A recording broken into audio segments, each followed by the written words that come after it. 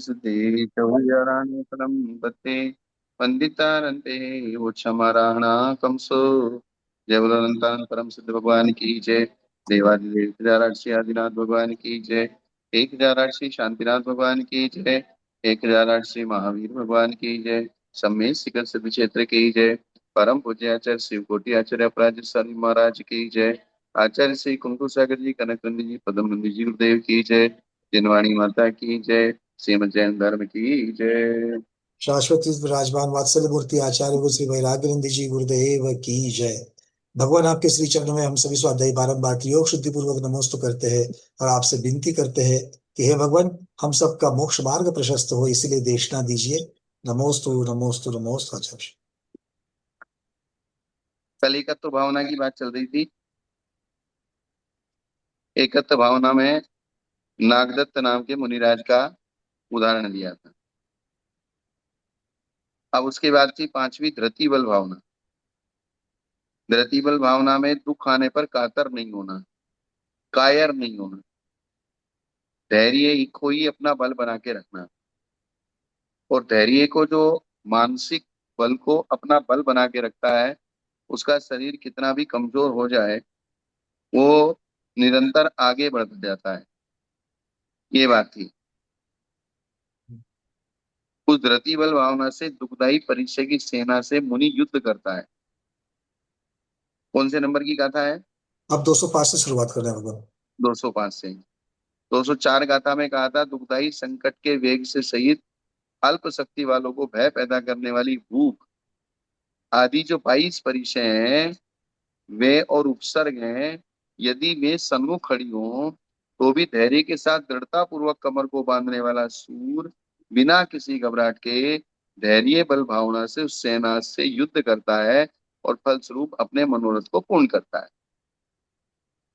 धैर्य को जो नहीं छोड़ता है। जैसे एक कहावत है, डूबते को तिनके का सहारा। क्या?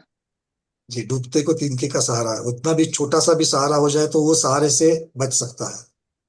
उसके लिए इसका वो मतलब वो निमित्त भी इसका उतना काफी है। हाँ, इसका मतलब ये नहीं है कि कोई डूब रहा है तो तिनका किसी को फेंक दिया भाई तो इस पे तैर क्या जा। इसका मतलब क्या है? ये छोटा निमित्त भी संकट से बाहर आने के लिए काफी है। उसको प्रैक्टिकल में कैसे घटाएंगे? जब वो कोई व्यक्ति डूब रहा है तो उसको तिनके का सहारा कैसे मिलेगा? नहीं, अगर वो धैर्य को धारण करे तो वो तिनका उसके लिए धैर्य है। तो अगर वो धैर्य को धारण करेगा तो उस धैर्य के बल पर भी वो बच सकता है, बाहर आ सकता है उसमें से। वो तिनका किसी को बनना पड़ेगा। निमित्त बनना पड़ेगा किसी को। मतलब कैसे?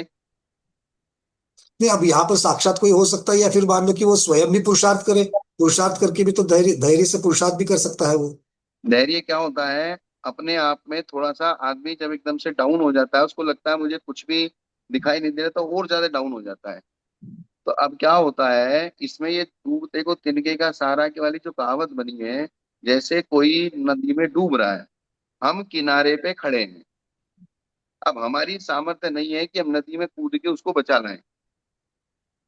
तो अब हमारे पास ना रस्सी है ना नाव है। तो अब हमारे पास क्या इलाज है?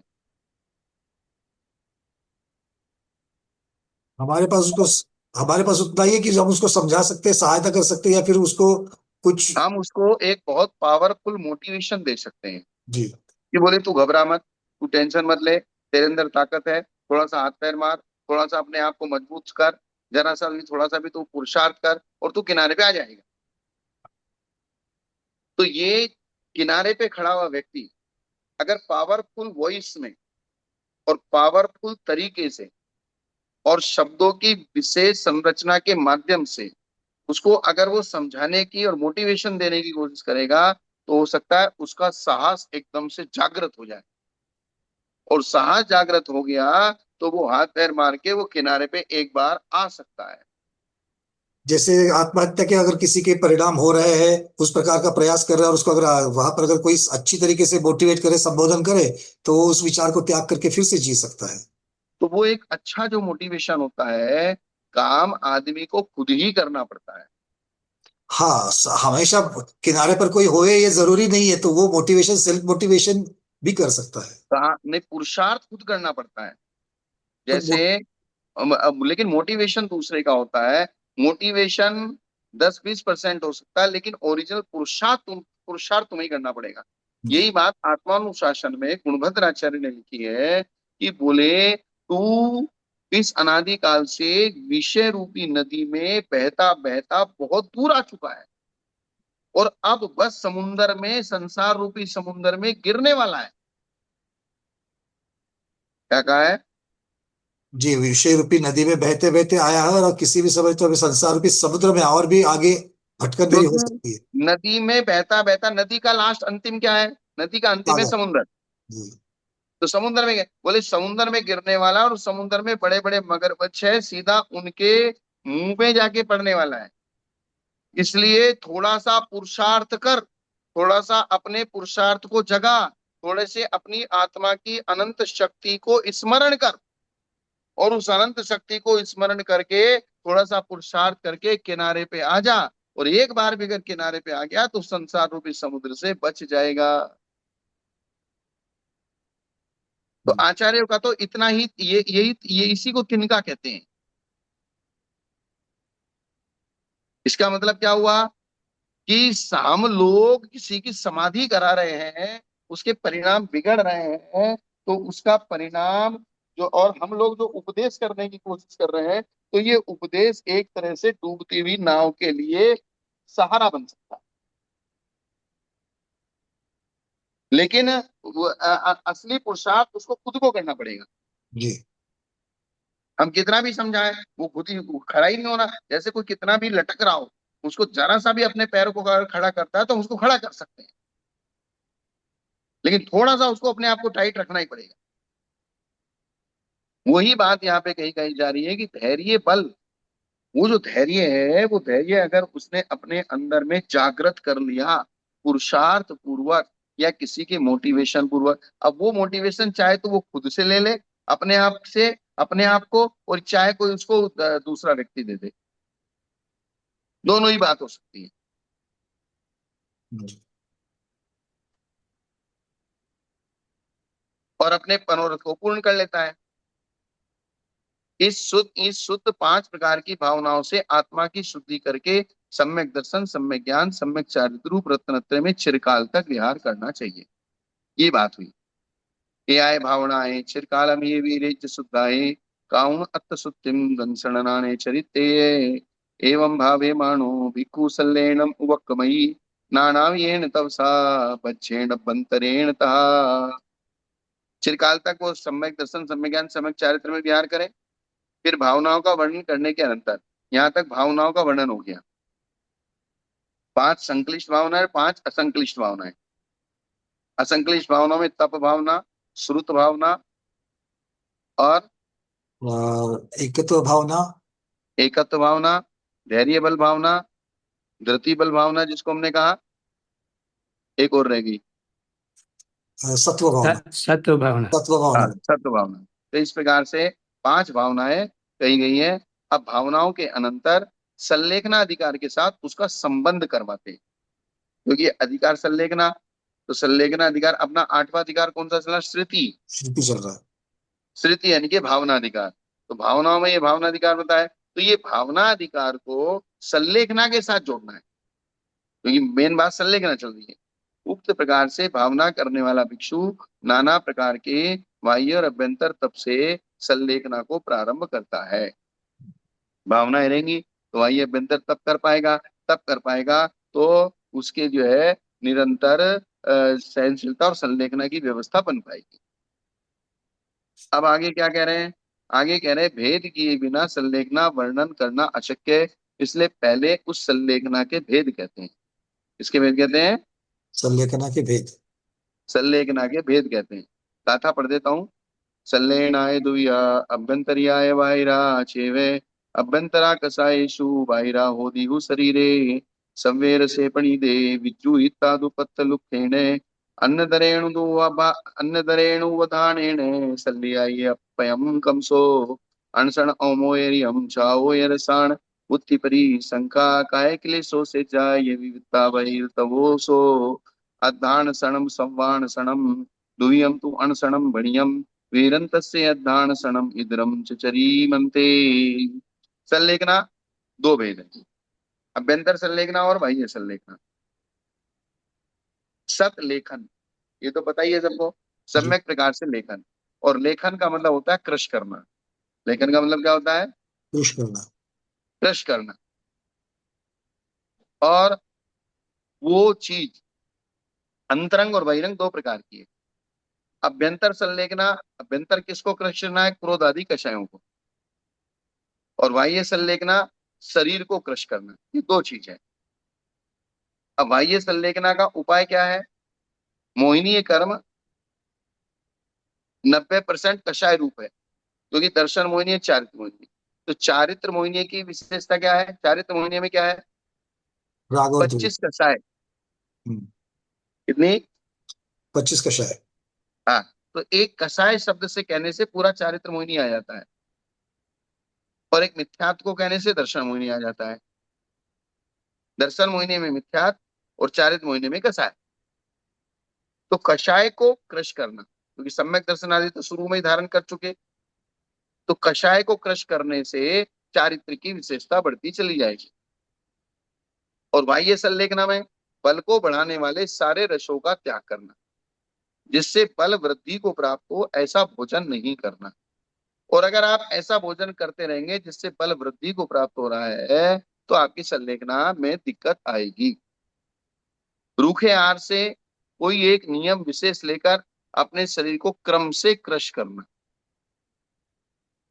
मुझे ऐसा लगता है कि कहीं भी, जैसे अन्न का त्याग कर दिया, इसका त्याग कर दिया, फिर इसका त्याग कर दिया, वो त्याग का क्रम हो सकता है, लेकिन अन्न के त्याग की बजाय भी आप सबसे पहले अपने भोजन को, जो समंत भद्राचार्य ने कहा है कि जो आप मोटा भोजन करते हो, भारी भोजन करते हो, भारी भोजन को हल्का करें। जिसमें स्निग्धता ज्यादा है, ताकत ज्यादा है, पावर ज्यादा है, उस पावर को कम करें। चाहे आप अन्न खाएं चाहे कुछ भी खाएं, लेकिन उसमें पावर कम होनी चाहिए। अन्न का मतलब तो ये होता है, अन्न का आपने हलवा बनाया, उसमें घी डाला, उसमें बादाम डाले, उसमें काजू पिस्ता डाला, उसको अच्छी तरीके से और घोट दिया, तो उसको और भारी बना दिया। आपने पराठा बना, पूड़ी बनाई, फिर पराठा बनाया, पराठे से आप रोटी पे आए, रोटी में भी आपने रोटी पे घी नहीं लगाया, फिर रोटी से और नीचे उतरे तो दलिया बना दिया। मतलब इस प्रकार से आपने, है एक आटा ही, लेकिन उस आटे को भी एक तो पावरफुल बनाना, और एक उस आटे को सामान्य रखना। गरिष्ठता कम कम करते जानेंगे। हाँ, गरिष्ठ सबसे पहली चीज है। समाधि का सबसे पहला सिस्टम क्या है? उसकी आप गरिष्ठता कम कीजिए, स्निग्धता कम कीजिए। जितनी गरिष्ठता और स्निग्धता उसकी कम होगी, तो आपकी समाज शरीर को फिर धीरे धीरे वैसी आदत पड़ जाएगी। ये बात हमारी समझ में आती है। तो बल को बढ़ा, यहाँ यहाँ भी ये लिखा है, बल को बढ़ाने वाले जितने भी रस हैं, उन रसों को त्यागो, और रूखे आहार से कोई एक नियम विशेष लेकर अपने शरीर को क्रम से क्रस करो। अब वाह्य तप को कहते हैं अनशन, अमोदर्य, रसत्याग, वृत्ति प्रसन्न, काय क्लेश, वियुक्त सहसन। ये वाह्य तप है। अनशन तप के भेद कहते हैं। अब अनशन कितने प्रकार का होता है? अनशन के जो भेद होते हैं, होई चौतम छठम अट्ठाईम छम मास खवण परिहंतो अधान शयन विभाग होय सो इच्छाणुभुविये। अधानसन और सर्वांसन, इस प्रकार अनशन के ये दो ही प्रकार हैं। अनशन के कितने प्रकार हैं? ये गाथा शायद ऊपर पढ़ ली थी मैंने। हाँ, 11 हाँ, दे सकते हैं। ये अगली गाथा पढ़ ली मैंने। ग्रहण और प्रतिसेवना काल में वर्तमान के अध्यानसन होता है, और मरण के समय में सर्वांसन होता है। प्रतिसेवना काल का मतलब होता है जिस समय कोई अपराध आदि किया जाता है। प्रतिसेवना का मतलब है साधु के चारित्र में दोष आदि लगता है, तो उसको प्रतिसेवना कहते हैं। क्या कहते हैं? मतलब प्रायश्चित काल। मतलब प्रतिसेवना शब्द का जो अर्थ है ना, जी। प्रतिसेवना का मतलब अपराध सेवन, अपराध सेवन। मतलब दोष सेवन।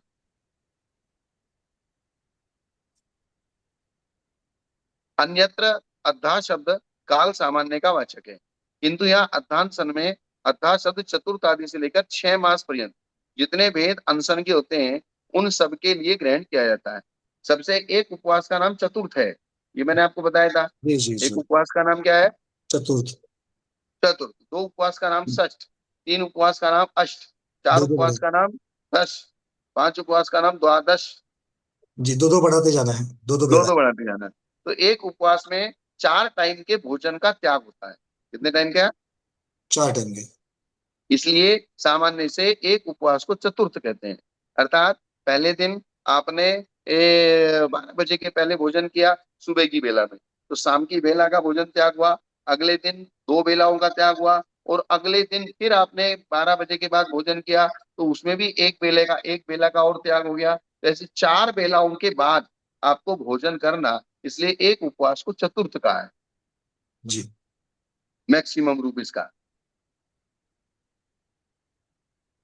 और इसमें दो दो बेलाएं प्रतिदिन की बढ़ाते जाएंगे, तो 2 उपवास, 3 उपवास, 4 उपवास। और ये मैक्सिमम 6 महीने तक के भेद होते हैं। कितने तक? 6 महीने तक। 6 महीने उन सबके लिए गिनने का। इन उपवासों में जो अनशन होता है वह अध्यांशन और सर्व शब्द। एक तो अध्यांशन होता है, अध्यांशन यानी कि काल, अध्या का मतलब काल होता है, काल का एक मर्यादा करके। और सर्वांशन का मतलब होता है कि मेरे जीवन पर्यंत सब कुछ त्याग है। वहां काल की मर्यादा नहीं है। मेरे 2 दिन का उपवास है, 3 दिन का उपवास है, 5 दिन का उपवास है, ये अध्यांशन हुआ। लेकिन समाधि के समय जो सर्व प्रकार से जिंदगी भर का, जिंदगी कितनी है उसको पता नहीं, 4 दिन की है कि 8 दिन की है कि 15 दिन की है, जैसे सब प्रकार का अन्न खाता हूं, संन्यास ग्रहण करने के पश्चात जब तक जीवन रहे उस सब काल में जो भोजन का त्याग है वो सर्वांशन है। इस तरह अनशन 2 ही प्रकार का है। ये दोनों कब होते हैं उसके लिए काल का भेद किया है। ग्रहण काल माने में हाँ स्वामी जी। माने नियम रूप और यम रूप जो कहते हैं ना, हाँ हाँ, ये ऐसे। आहार करके आने के बाद जो गुरु के श्री चरणों में जो प्रत्याख्यान लेते नहीं, मेरे कि कल तक स्वामी का त्याग मेरा आहार का त्याग है, ये आहार की चर्या के समय तक मैं प्रत्याख्यान लेता हूँ, यह नियम रूप से अनशन हुआ। ये चीज। और सर चौर आहार का जो अंत काल में जो त्याग किया जाता है उसको यम रूप में अनशन स्वीकार किया, यूं कहा जाएगा। हाँ, तो स्वामी यहाँ जी, जो हाँ स्वामी हाँ जी स्वामी यहाँ जी। पर आहार की जो 2 वेलाएं बता रहे हैं, तो हम्म, ये 2 वेला की वजह से ही अपने ही समाज धर्म के जो दूसरा संप्रदाय है, वहाँ के जो सतिया साधु है, वे शाम को भी आहार लेते हैं। तो ये आहार की 2 वेला इस प्रकार उनकी मान्यता होने से यह लेते हैं, ऐसा कहा जाएगा ना। नहीं नहीं। और दिगंबरियों में 28 मूलगुणों के अंतर्गत या स्थिति भोजन के अलावा एक भुक्ति बताया। स्थिति भोजन माने खड़े होकर के भोजन करना, और एक भुक्ति माने एक ही बार आहार करना। और वहां पर 2 वेला, अभी अपने यहाँ पर भी अभी आपने जो गाथा पढ़ा है ना, चतु माने भक्त त्याग, तो उस अपेक्षा वो लोग 2 बार आहार कर सकते, आहार की 2 वेलाएं है, ऐसा वो अर्थ लगाकर 2 बार करते हैं क्या? हाँ हाँ हाँ।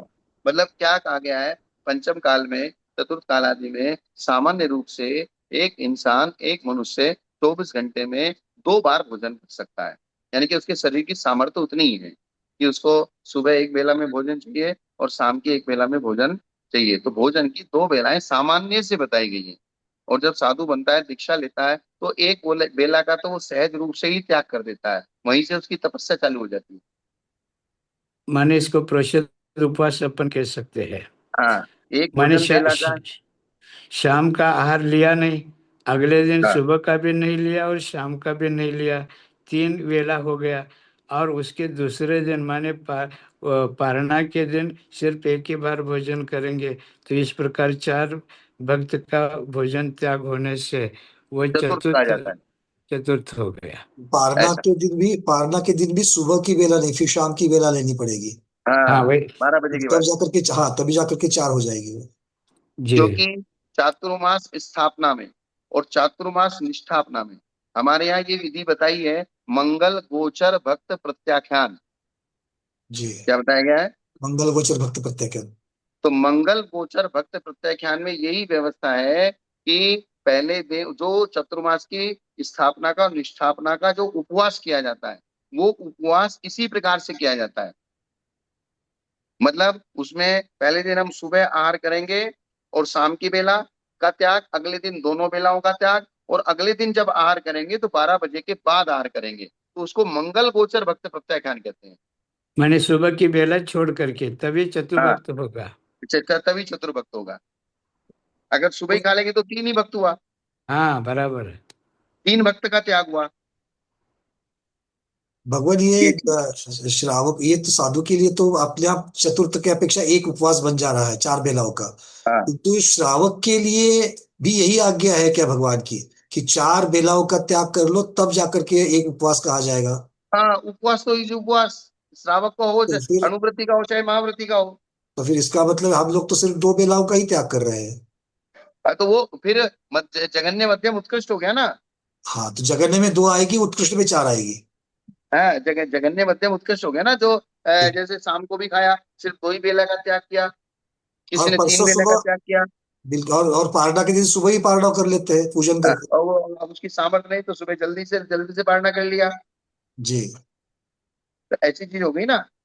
मतलब ये जगन्य उपवास में आएगा बेसिकली, श्रावक हम हाँ लोग जो करते हैं वो। हाँ इसी इसलिए पंकज जी, जी।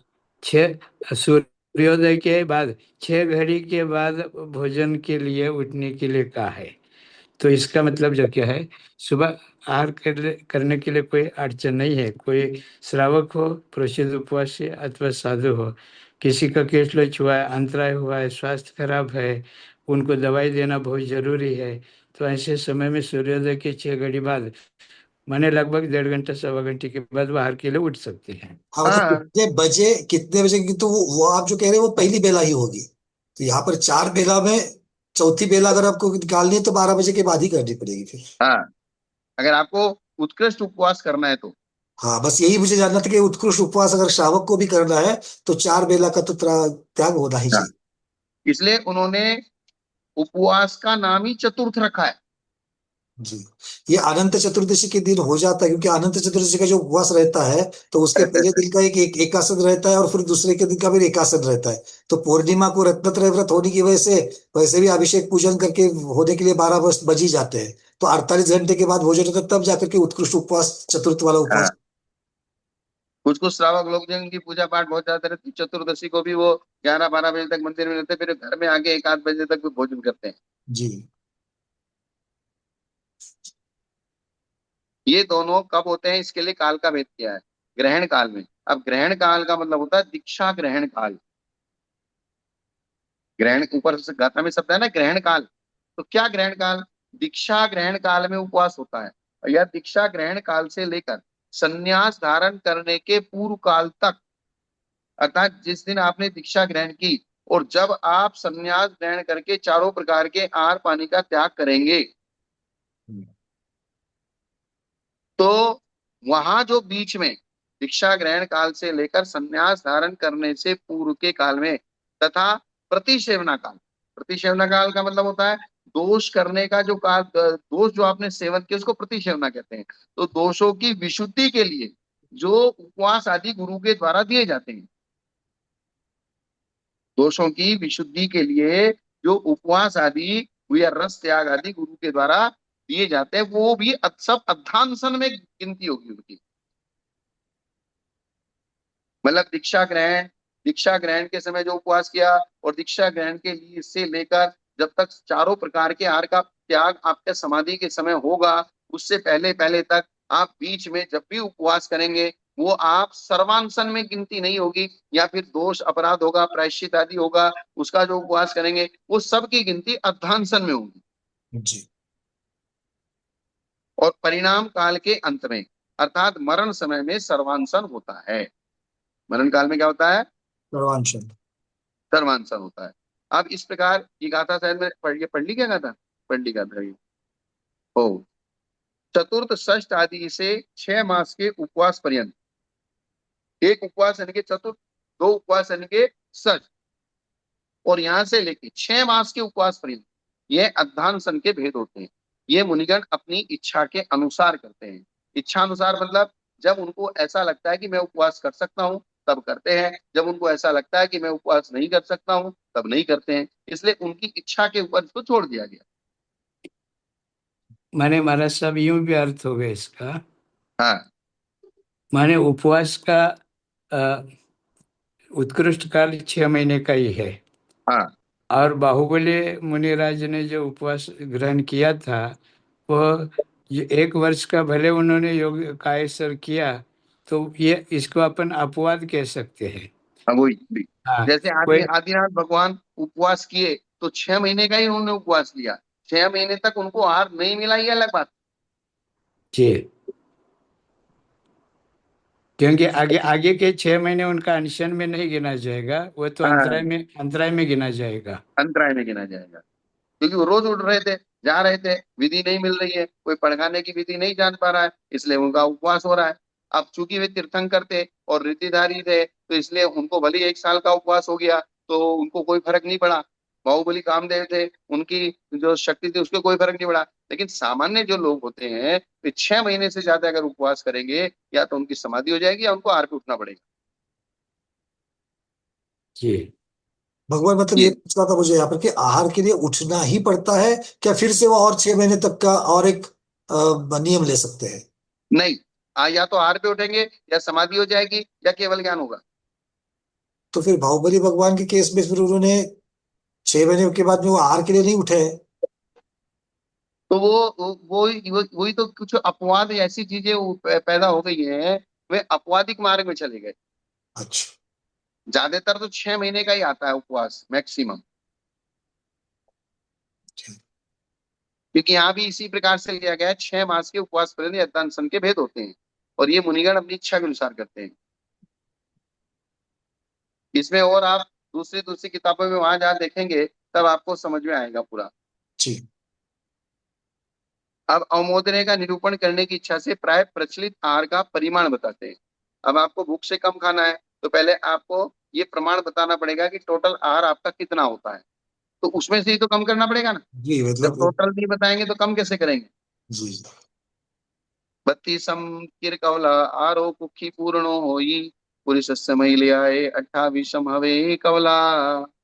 32 ग्रास प्रमाण आहार पुरुष के पेट को पूरा भरने वाला है, और स्त्रियों के कुक्षी पूर्वक आहार का प्रमाण है 28 ग्रास प्रमाण। क्या? पुरुषों बत्तीस के ग्रास लिए और 32 ग्रास पुरुषों के लिए और स्त्रियों के लिए 28 ग्रास।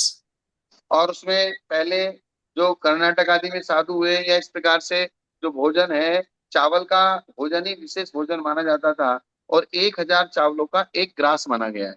जी। कितना? 1,000 चावल के दानों का 1 ग्रास। 1 ग्रास माना गया है। तो 32,000 चावल, 28,000 चावल, उसके हिसाब से वो भोजन की गिनती करते हैं स्वस्थ पुरुष के। और बाकी तो कोई इससे भी ज्यादा खाए और कोई इससे भी कम खाए, वो मैटर अपने अपने जो है कर्म के उदय के अनुकूल चलता है, फिर वो मैटर। सामान्य जो एक रेशियो बताया वो ये है। तो चक्रवर्ती के लिए इस प्रकार से 1,000 चावल का माने, क्या ऐसा कुछ नहीं है? नहीं, वो अब चक्रवर्ती जैसे भरत चक्रवर्ती थे, अंतिम चक्रवर्ती थे, बीच के शांतिनाथ आदि चक्रवर्ती थे, तो इस सब का अलग अलग, ये खाली एक सामान्य से बता दिया। जी मतलब सरपीली में चेंज होता रहेगा। हाँ, स्वामी जी, गुरु। हाँ, समझिए। जब मैं दीक्षा लिया ना, हम्म। तो यही भगवती आराधना शेरवार चतुर्मास में प्रारंभ हुआ था। हम्म। और एक गांव में जब अपन पहुंचे तो यह प्रसंग चला। तब हमने हम्म। 1,000 चावलों को मैंने हाथों से जो क्या गिन गिन करके रखा। हम्म। तो एक महिला को हमने कहा, ये जाओ, ये पकाओ और लेकर के आओ। हम्म। तो फिर सामने कनक नंदी महाराज जी भी बैठे थे और एक दो साधु बैठे थे। तो मैंने मेरी अंजलि आगे कर दी। और हम्म। ये 1,000 चावलों का जो ग्रास है वह कितना होता है? तो हम्म। पूरा का पूरा लबालब मेरी जो अंजलि है ना, दोनों हाथों जोड़ करके जो अंजलि बनती है, वो भर गई। पूरा ऊपर तक जो क्या है, वो पूरा भर गया था। हाँ। तो मैं ये पूछता हूँ कि जब चावल से ही एक अंजलि भर गई, तो फिर उसके साथ सब्जी भी देंगे, कीमा दाल भी देंगे, सिर्फ चावल चावल तो नहीं खाएंगे। तो ये 1,000 चावलों का एक ग्रास बता दे, तो अन्य अन्य वस्तु भी इसमें प्लस करेंगे क्या? सिर्फ चावल की गिनती और अन्य चीजें अलग है? नहीं, इसमें ऐसा करेंगे स्वामी जी, ये एक प्रमाण बता दिया 32,000 चावलों का। जी। अब 32,000 चावलों में आपने 20,000 चावलों के 20,000 ग्रास प्रमाण तो चावल खाए। अब बचे अपने पास कितने? 12,000। 12,000। तो 12,000 में आप सब्जी गिन लीजिए या रोटी गिन लीजिए या दूसरी चीज गिन लीजिए, वो टोटल मिला के आपका 32,000 ग्रास प्रमाण भोजन बनेगा। जी, जी। क्योंकि यहाँ पर वही कहा है कि पुरुष के हाँ पेट को पूरा भरने वाला 32 ग्रास प्रमाण है। हाँ। तो मतलब ये एक तरीके से आपका रेशियो बता दिया। बत्तीस तो हजार जो बताया है वो 32,000, सिर्फ 32,000 तो एक प्रमाण बता दिया। उसमें अगर कम ज्यादा करना है तो चावल कम कर लीजिए, सब्जी बढ़ा दीजिए।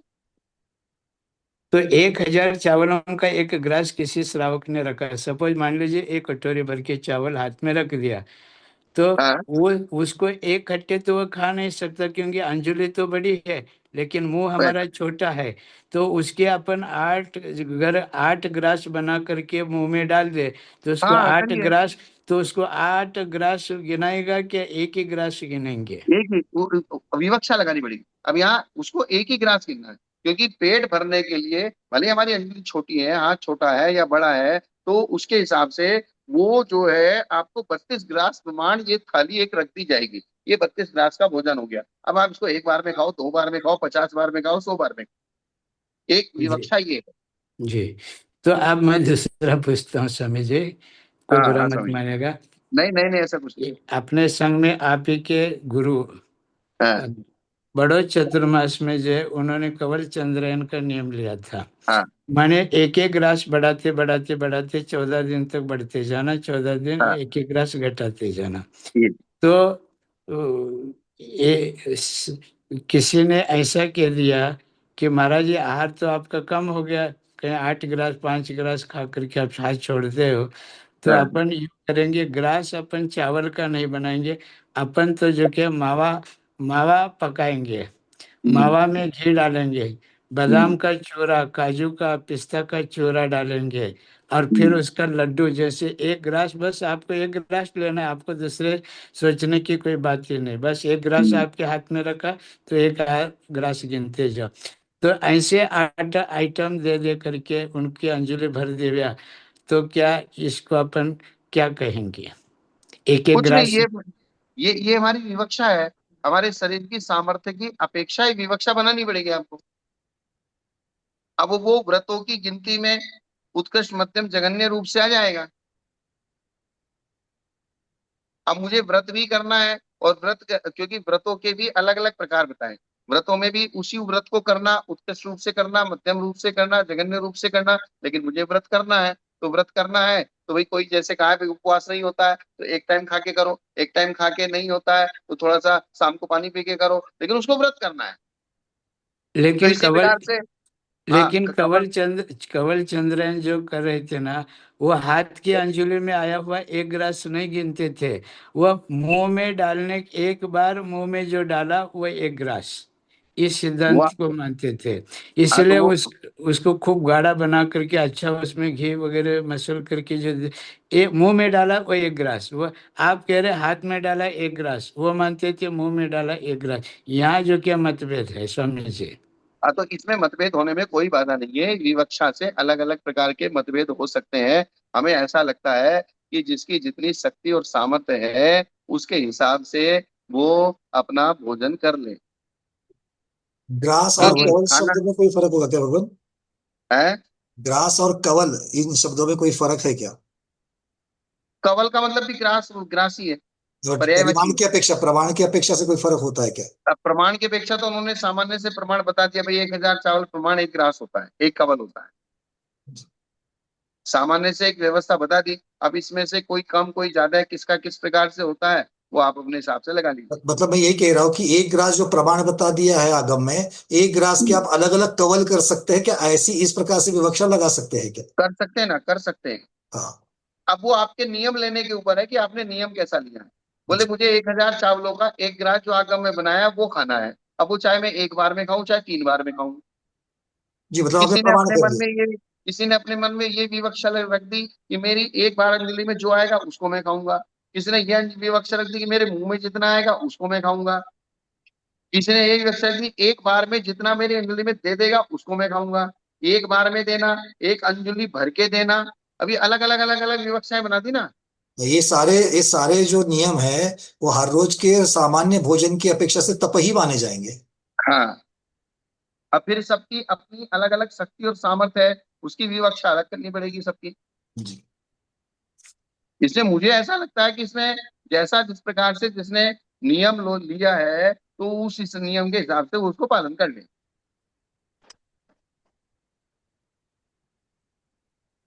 ठीक है ना जी। स्वामी जी? हाँ ठीक है। हाँ। लेकिन कुल मिलाकर के भोजन के प्रति गृहस्थता कम करने के लिए बस और वो रसों चीज के में। प्रति लालसा ना रहे, आलस्य प्रमाद कम करने के लिए, निद्रा कम बस करने के लिए अमोदर तप है। बस बस बस। आगे। जब तक एक ग्रास मात्र भी शेष होता है तब अवमोदनीय तप होता है। और जब तक अर्धग्रास से अवशिष्ट है या एक चावल मात्र रहे तो भी अवमोदनीय तप होता है।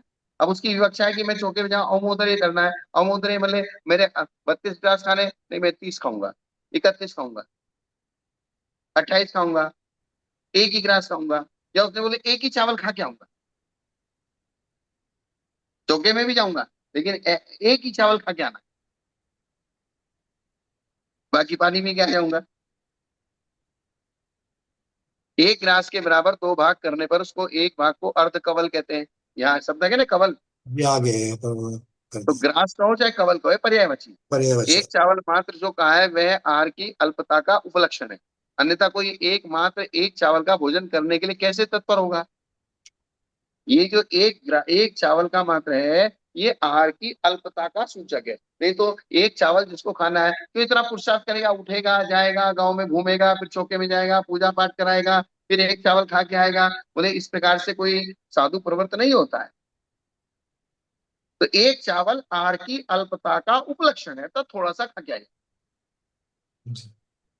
तो थोड़ा आहार लेना तब कैसे हुआ। बोले पेट भर खाने का त्याग तप का हेतु होने से।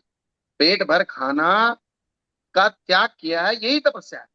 जैसे सामान्य रूप से दो भोजन की बेला है, तो साधु जिस दिन दीक्षा लेता है तो 24 घंटे में एक टाइम खाने का नियम ले लेता है, तो उसकी तपस्या वहीं से चालू है। क्या। जी बिल्कुल, मतलब दो की जगह पर एक खा रहे, मतलब हर रोज एक आसन, ये तप ही हो गया। हाँ। कुक्षी पूरण का मतलब होता है पेट भरना, तो पेट भरना। कुक्षी का मतलब होता है पेट, और पूरण का मतलब भरना। ये।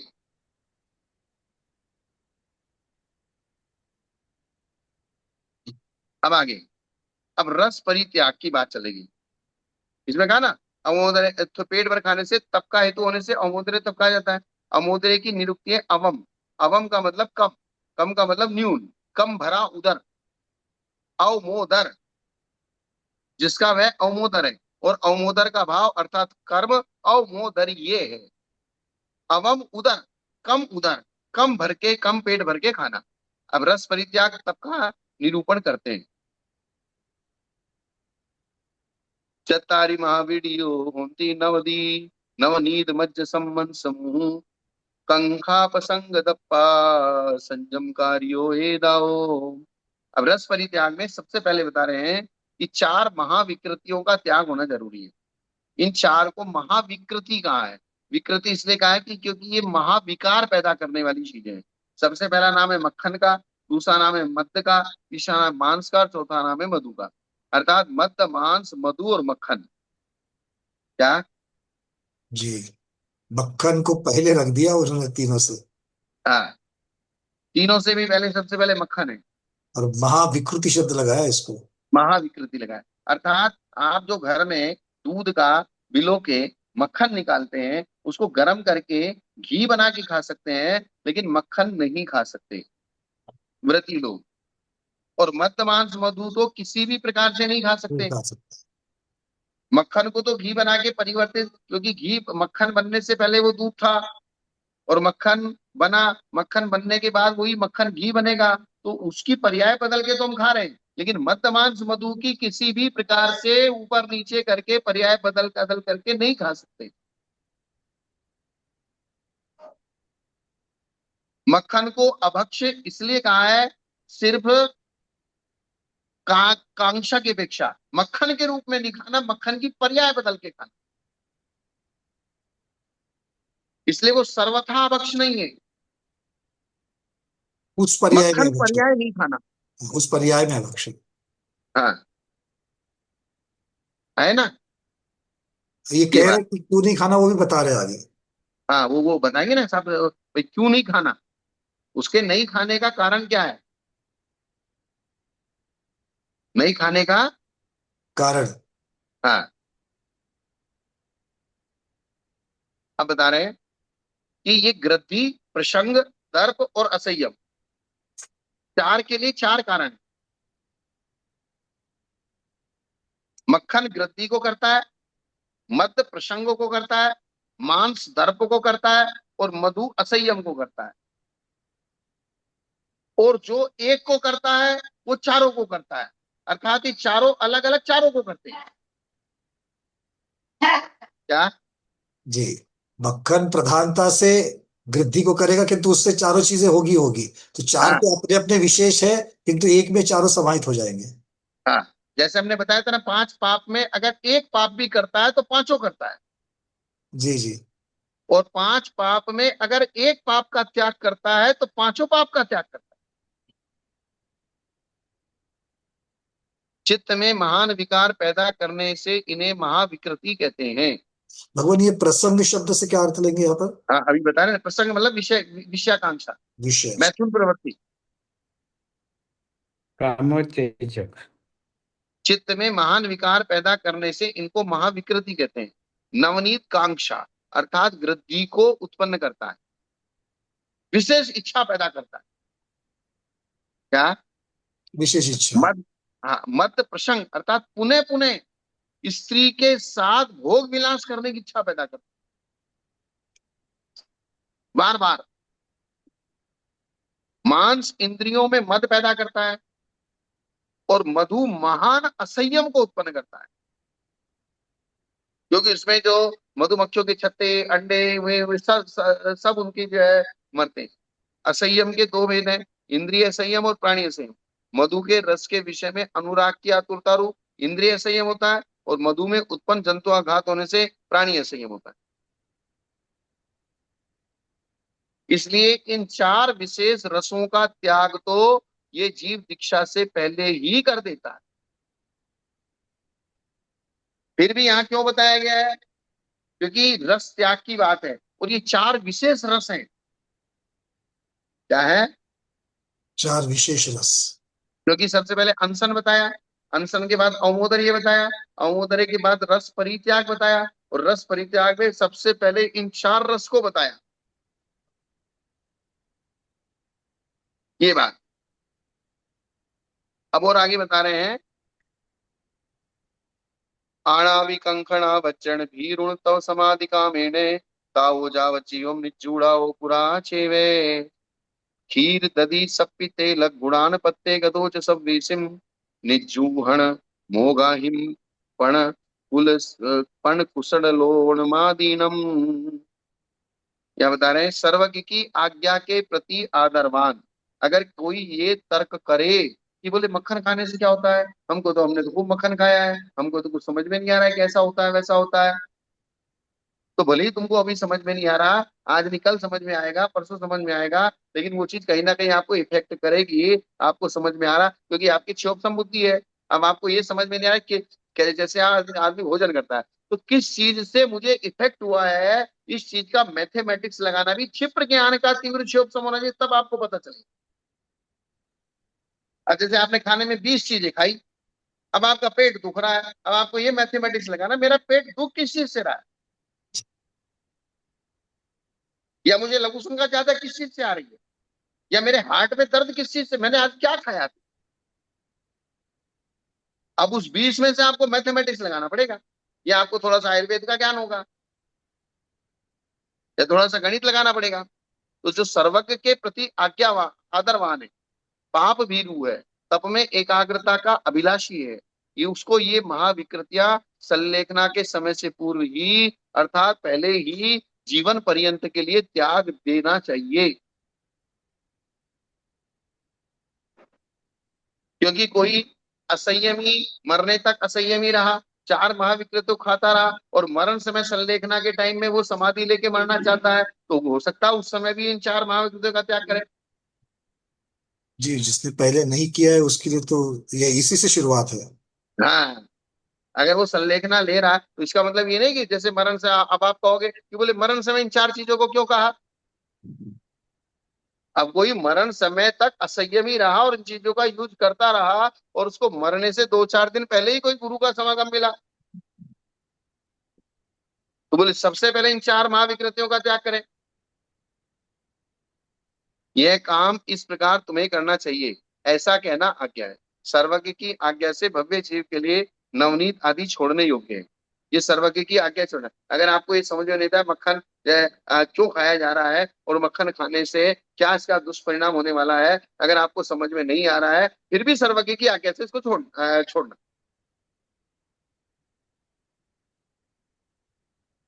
जैसे कुछ कुछ चीजें सर्वज्ञ भगवान ने कठोरता पूर्वक कही है, क्या कही है, कुछ चीज में हमको लिबरल रखा है, ठीक है ऐसा कर लो तो ठीक है, नहीं कर लो तो ठीक। ठीक है, लेकिन ऐसा सब चीजें आपको करना ही पड़ेगा, कठोरता पूर्वक वैसी आज्ञा आपको दी गई है। इसमें आपको लिबरल नहीं रखा गया है, आपके ऊपर नहीं छोड़ा गया है। जैसे उपवास से भाई 1 दिन का करो, 2 दिन का करो, 4 दिन का करो, जैसे तुम्हारी शक्ति हो सामर्थ्य हो वैसा कर लो। स्वामी जी, हाँ स्वामी जी। मैं कर्नाटक में था, बेलगाव जिले में, एक जी। चौकी में, तिरनाड़ उधर, जमखंडी बीजापुर साइड में। हम्म। तो एक श्रावी का बहुत धार्मिक और हर साधु का चौका लगा। उसने क्या किया, छाछ बिलोने के बाद मक्खन उसी में रखा रखा, और वह आहार शुरू होने के बाद वह कहने लगी, महाराज जी, मक्खन लीजिए गरम गरम दूध के अपने राइस चावल के साथ। हम्म। तो मैंने कह दिया मक्खन तो हम खाते नहीं। तो वो बोले कि जब तक छाछ में मक्खन है तब तक तो वह मर्यादित है, और छाछ में से बाहर निकालने के बाद कटोरे में रखने के बाद फिर वह मक्खन जो क्या है 48 मिनट माने एक मुहूर्त तक तो वह चलता है खाने के लिए, उसके बाद वह अभक्ष होता है, उसमें रसजीवन की उत्पत्ति होती है। इसीलिए हम लोग उस छाछ में से मक्खन अलग नहीं करते, साधुओं को देते समय चम्मच से उसी में से निकाल करके अपन देते। क्या इसको अपन भक्ष कहेंगे? फिर चार नहीं। चार चार चार घंटे तक छाछ में डुबा करके रखा। और उसने एक और चीज बताया, जब हम घी बनाते हैं ना, उसको तपाते हैं, तभी हम छाछ में से निकालते हैं, और हम आराम से दोपहर के उस समय जो क्या है, उस मक्खन को गर्म करके घी बनाते हैं। तो क्या विधि है इसकी? मक्खन को चाहे आप छाछ में से निकालो चाहे आप छाछ में से ना निकालो, उसको भक्ष अभक्ष के तरीके से उसको निषेध नहीं किया गया है। मर्यादा में हो तो भी मक्खन नहीं खाना। मक्खन का निषेध एक अलग प्रकार से पैदा किया गया है कि मक्खन जब बॉडी के अंदर जाता है, शरीर के अंदर जाता है, वो जो महाविकृति पैदा करता है, भले ही वो प्रासुक है, भले ही उसमें जीव जंतु उत्पन्न नहीं हुए हैं, भले ही वो 48 मिनट की मर्यादा में, लेकिन भले ही वो छाछ में रखा हुआ है, लेकिन मक्खन नहीं खाना। हम्म। क्योंकि उन्होंने उस मक्खन को प्रासुक और अप्रासुक की गिनती में नहीं रखा है कि उसको हम्म। प्रासुक करके खाना या अप्रासुक खाना है, 48 मिनट के अंदर खाना है, 48 मिनट के बाद नहीं खाना, या 48 मिनट तक खा सकते हैं, 48 मिनट के बाद नहीं खा सकते। उन्होंने तो सीधा सीधा मक्खन नहीं खाना। जी स्वामी, अब इसी को आगे बढ़ाते हैं चर्चा के लिए। हाँ। मक्खन को हमने गरम कर दिया मान लीजिए, तो मक्खन में से क्या निकल गया? सिर्फ जलीय अंश माने पानी ही तो निकल गया, और फिर जो क्या है, जो मक्खन बचा वो घी बन गया। तो इसमें क्या परिवर्तन क्या हुआ? रासायनिक एक पानी अलग हो गया इतना ही। हाँ नहीं, पर्याय का परिवर्तन तो हुआ है स्वामी जी। पर्याय बदल गए, मक्खन के हाँ, पर्याय घी में बदल गए। ये में लेकिन बदल गई घी में लेकिन ऐसा गुणधर्म कौन सा आ गया, और मक्खन का ऐसा जो दुर्गुण था वो अलग हो गया। दुर्गुण तो पानी ही तो था जो अलग हो गया, बाकी क्या उसमें दुर्गुण पना? उस चीज को केवल ज्ञानी महसूस कर रहे हैं, जी। अपन अपनी छद्मस बुद्धि से महसूस नहीं कर पा रहे। जी। जैसे बचपन में बहुत सारे लोग, हम लोगों ने भी खूब जब घर में थे खूब मक्खन खाया। हमारी माँ जो जी। है घर में दूध निकलता था, मक्खन निकलता था, तो शाम के 2 पराठे, 4 पराठे, 4 पराठे पे मक्खन लगा लगा के, उसमें नमक लगा के, मक्खन लगा के 4 पराठे का रोल बना के खाते थे। पुराने जमाने का ये नाश्ता था सुबह का। स्वामी जी, अब एक हमारे साउथ इंडिया में एक प्रथा है जो मैं, पंकज जी आप सुन रहे क्या, जी कि भगवान हाँ। आप। उधर के लोग हर दिन का, हर घर में मवेशियाँ रहती है, गाय रहती है, भैंस रहती है, तो वो मक्खन निकाल निकाल निकाल करके डब्बे में संचित करते हैं, और एक सप्ताह होने के बाद उसको गर्म करते हैं और घी बनाते हैं। तो 8-8 दिन तक का मक्खन जो क्या है डब्बे में बंद रखा है, जबकि खत्म अंतर्मुख के होना बाद है। उसमें समूचे जीव उत्पन्न होते संजय हैं, की बात कर रहा तरह हूँ। से जीव बात उत्पन्न सुनो। होते हैं, तो फिर उस घी को अपन शुद्ध कैसे कहेंगे? भगवान आपने एक प्रश्न, अभी एक शब्द लगाया था कि मक्खन को गर्म करते हैं और उसमें से क्या निकल जाता है, जो उसकी पर्याय को, घी की पर्याय को हम लोग उसको मानते हैं, जिससे पानी तो निकल गया। ऐसे ही छना हुआ पानी, जिसकी मर्यादा अंतर मुहूर्त है, सिर्फ गर्म करने से उसकी मर्यादा 24 घंटे बन गई, तो उसमें से तो कुछ निकल भी नहीं गया है। मतलब एक अग्नि का संस्कार होने मात्र से उस द्रव्य में ऐसी शक्ति आ जाती कि जो पहली की पर्याय से दूसरी की पर्याय बिल्कुल अलग रहती है। ऐसे ही यहां पर भी हमें समझना पड़ेगा कि मक्खन को गर्म करने के बाद में उसमें से जो घी बन रहा है, वो इस प्रकार की गृद्धता को तैयार नहीं करता, क्योंकि यहाँ पर महाविकृति कहने का कारण जो उन्होंने दिया है, वो मुख्यतः से गृद्धता को उत्पन्न करना ये दिया है। जब उसकी पर्याय बदल रही है, गृद्धता उतनी नहीं होगी या फिर नहीं होगी, इस प्रकार से हम लोग ले सकते हैं। और आपने जब ये 8-8 दिन की जो बात कही, बिल्कुल हमने भी देखा है इस प्रकार से मलाई को या फिर मक्खन को इस प्रकार से जमा जमा करके। दही है, बहुत दिन का मक्खन का दही बनता है, या बहुत दिन की मलाई का दही बनता है, या फिर तो वो मक्खन तो का दही मर्यादा बनता से है। रहित है सब। बट वो सब बिल्कुल, वो तो अमर्यादित है, उसकी तो चर्चा ही नहीं वो होगी, यहाँ वो सब तो भक्ष है। अमर्यादित है, मर्यादा से रहित है, साधु के योग्य नहीं है। बिल्कुल। व्रती के खाने के योग्य वो चीज नहीं है। ठीक है, घर गृहस्थी की महिलाएं, अब उनके पास घर में 2 लीटर दूध आता है, 2 लीटर में से मलाई कितनी निकलेगी निकलेगी, तब तक वो तो 8-10 दिन तक रखेंगी, तब जाके उसको गर्म करके घी बनाएगी। और लेकिन वो मर्यादा से रहित है। दूध भी मर्यादा के अंदर ही गर्म करके उसकी दही और छाछ बननी चाहिए, दही की मर्यादा भी होनी चाहिए, छाछ की मर्यादा होनी चाहिए, और मक्खन निकाल कर अंतर मुहूर्त में फिर गर्म होना चाहिए। इतनी प्रक्रिया से जाकर के वो घी जो है वो शुद्ध बनेगा और चौके में देने के योग्य बनेगा। नहीं तो तो हमने तो ब्याह, दूध की मर्यादा की भी चर्चा चली थी। दूध की मर्यादा चार निकालने के बाद अंतर्मुहूर्त की नहीं, 4 घंटे की है। हाँ, तो वो जो भी है, मतलब मर्यादा मर्यादा है। हाँ। मर्यादा मर्यादा, ऐसा नहीं कि एक दिन के बाद में आपने दूध को गर्म, या दूध हाँ। को एक दिन निकला हुआ दही का मक्खन चलेगा, नहीं वो भी नहीं चलेगा। तो हर एक प्रोसेस की, हर एक प्रक्रिया, हर एक मोड़ के ऊपर जो उसकी मर्यादा है, उस मर्यादा के अंतर्गत ये ही होगा। इसको। और ये यहाँ की बात जो तो इसका गर्म मतलब है, करने के बाद जो है, गर्म करने के मुख्यता से उसकी गृद्धता के ऊपर परिणाम जरूर होता है, पर्याय बदलते ही। देखो, तेल और घी दोनों में स्निग्धता है, किंतु तेल से जितना कोलेस्ट्रॉल बनता है, अगर आज की हम लोग आधुनिक भाषा में कहें, तो तेल से जितना कोलेस्ट्रॉल बनता है, बढ़ता है, उतना घी से नहीं बढ़ता है। घी से भी बढ़ता है, अति सेवन से बढ़ता है, किंतु उतना नहीं बढ़ता जितना तेल से। मतलब फिर स्निग्धता की अपेक्षा से भी देखा जाए तो दोनों में फर्क है। एक बटर है, एक क्लैरिफाइड बटर है, अगर इंग्लिश में भी देखेंगे तो उसके पर्याय का नाम भी चेंज हो गया, क्लैरिफाइड बटर बोल दिया उन्होंने उसको। हाँ ठीक है ना। जी।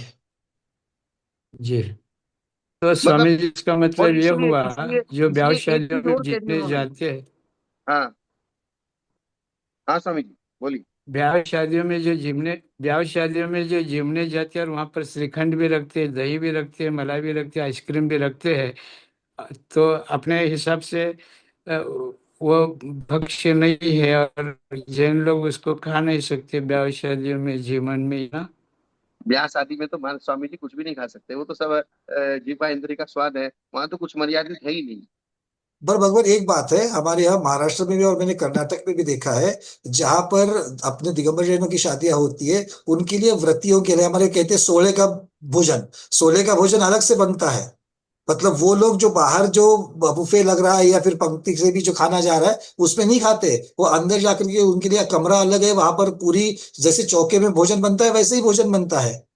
और वहां का व्यंजन भी अलग से वहां बनता है, वहीं पर व्रती खाता है भोजन। मतलब जो व्रती शादी में जा सकते, उतनी उनकी प्रतिमाएं है, वो वहां पर खाते हैं। अब पंडित जी, पंकज जी, तो सब धीरे धीरे धीरे धीरे सब चीज समाप्त होती जा रही है। हाँ अब वो तो चीज भी कल्पना से बाहर हो गई, क्योंकि यहाँ भी सामूहिक भोजन बनता है। आदमी अपनी इज्जत बचाने के लिए, अगर मान लीजिए तुम्हारे शोले के भोजन में कुछ कमी बत्ती बढ़ गई, तो आदमी एकदम से अंदर से लाके, भाई ये अपना नाम खराब हो जाएगा, कुछ भी लाके रख सकता है, वहां किसी का कोई त्याग नहीं है। और झूठ बोलने का भी त्याग नहीं, जो खिलाने वाले जी। हैं। मतलब भरोसा नहीं रहा आप किसी चीज का। पिंड शुद्धि की परिभाषा बहुत व्यापक है, सभी व्यापकता को मद्देनजर रखते हुए फिर वो शुद्ध रहेगा। ये चीज, और इसलिए यहाँ एक बात और उन्होंने की थी कि मक्खन को सर्वज्ञ की आज्ञा से त्याग करने योग्य है। अगर आपको समझ में नहीं आ रहा है तो, और अगर आप उसकी बारीकी से समझने की कोशिश करेंगे तो मक्खन खाएंगे तो उसकी विकृति कैसे हो रही है ये आप समझ सकते हैं, अगर समझने की कोशिश जी। करेंगे। और नहीं समझ में आ रहा है तो फिर सर्वज्ञ भगवान है। उनका सेवन असह्य है जो कर्म बंध का कारण है। इस आज्ञा का पालन न करने से मेरा तुरंत संसार के मध्य में पतन हुआ होगा, इसलिए उस आज्ञा का आदर करना चाहिए। इस प्रकार जो उपदेश हुआ है। और अवध अर्थात पाप से डरता है तो जो तप में एकाग्रता का अभिलाषी है वह तो पहले ही जीवन पर्यंत के लिए इन विकृतियों को त्याग चुका है। अतः नवनीत आदि का त्याग भी रस त्याग ही है। स्वामी ये जो चार प्रकार है।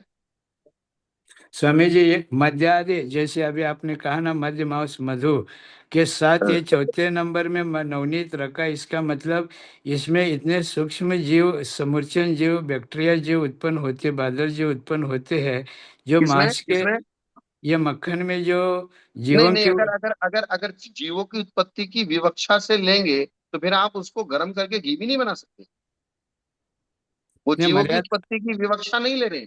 ने मर्यादा के बाहर समय हाँ बीतने के बाद उसको हाँ ये सर। करे ना, तो हाँ मांस मधु के ही कैटेगरी की ये वस्तु हो गई। हाँ, बस वही वही। और नहीं, ये भी नहीं कह सकते, ये भी नहीं कह सकते, ये भी नहीं कह सकते आप। जैसे हाँ, अगर आप अंतर्मूर्ति ऐसा के कहेंगे, अगर आप अंतर्मु ऐसा कहेंगे कि हाँ, मक्खन मांस की कैटेगरी का हो गया, तो जो लोग घरों में मलाई खा के खाने जा रहे हैं तो नहीं वो नहीं मांस भक्षी कहलाएंगे, ऐसा नहीं कह नहीं, सकते। मेरा पूरा आगे का वाक्य पूरा नहीं करो।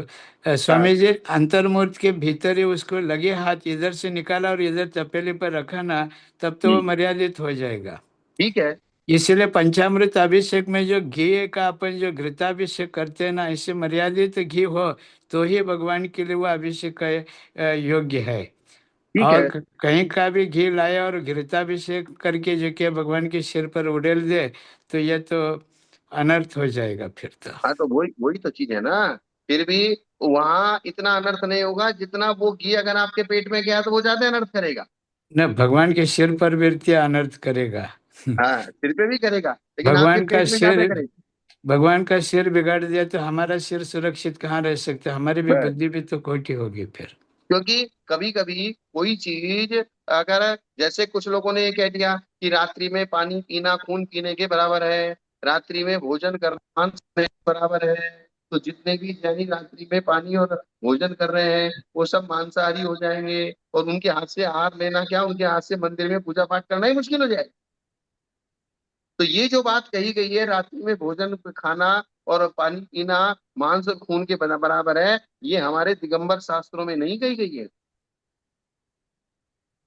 नहीं, हमारे शास्त्रों में इस रूप में भी इस बात को कहा गया कि प्रदोष काल माने जहाँ पर सूक्ष्म जीवों की उत्पत्ति रात्रि के काल में प्रचुर मात्रा में होती है, ऐसे समय में अगर अपन भोजन बनाने लग जाए, पकाने लग जाए, खिलाने लग जाए, तो बैक्टीरिया जो क्या उस भोजन को दूषित करते हैं। इसलिए हाँ, वो बैक्टीरिया तत्समय भोजन में उसको दूषित माना करते हैं। गया है। तत्समय उसको माना गया। वो आपको तत्सम मान के आपको जो है एक उससे विरक्ति उत्पन्न करने के लिए उस प्रकार से कहा गया है। बराबर है। हाँ, ठीक है ना। आज इतना ही रखें। जी भगवान। तो आज के स्वाध्याय को गुरुओं के श्री चरणों में बार बार नमोस्तु वंदन इच्छाकार करते हुए यही पर संपन्न करते हैं। जैनम जयतु शासनम, जैनम जयतु शासनम, जैनम जयतु शासनम।